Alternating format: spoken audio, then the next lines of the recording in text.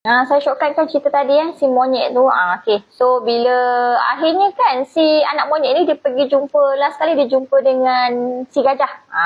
Gajah ni dia dilabelkan sebagai gajah yang bijaksana. Ada pula gajah yang bijaksana. So bila dia dah jumpa dengan gajah ni tanyalah dia, monyet, kau nak pergi mana? Dia cakap, saya nak pergi hutan lah, saya nak pergi hutan tu. Boleh duduk sini? Ayat yang sama lah 3 kali diulang. Dan si gajah ni disebabkan dia bijaksana. Disebabkan dia bijaksana, dia bagi tahulah kat monyet ni. Kau nak pergi hutan mana? Hutan tu bukan kat sini ke ni? Kita dah ada sekarang, ni adalah tempat hutan lah ni. Monyet tu pun, cakap, ya ke?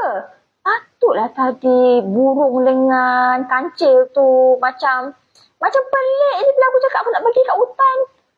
Ya ke? Dia baru terfikir balik.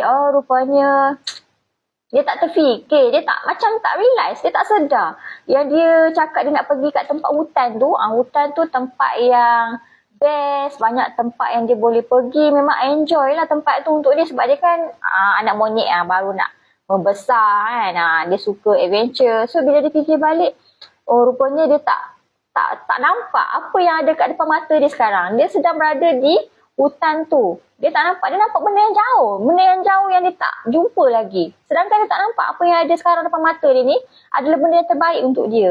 Benda yang kebanyakan orang nak tempat dia ni. Nak pergi kat hutan ni. Sedangkan dia dah berada kat hutan ni. Padahal dia dah fikir nak travel. Sanggup jauh-jauh nak pergi tempat tu. Sedangkan dia tak sedar. Dia sedang tinggal ni, tempat tinggal ni kan adalah hutan je lah. Hutan yang orang dengar khabar angin, banyak benda yang dance kat sana. Jadi apa moral value story kisah daripada si anak monyet ni? Kebanyakan kita kan, kita tak nampak apa yang kita ada sekarang. Kita tak nampak apa yang kita ada sekarang. Kita ada kerja.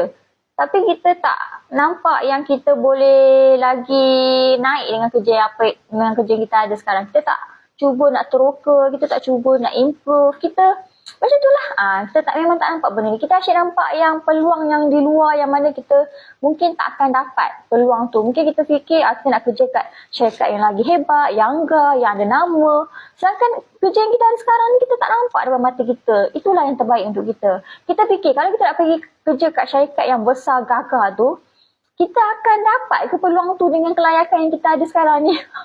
Bukan nak cakap look down tak. Kita fikir kita punya level ni kalau layak ke nak minta kerja dengan syarikat yang gah tu. Kita ada cukup ke qualification dia? Mampu ke kita? Bukan macam nak look down. Kita nak sedarkan diri kita.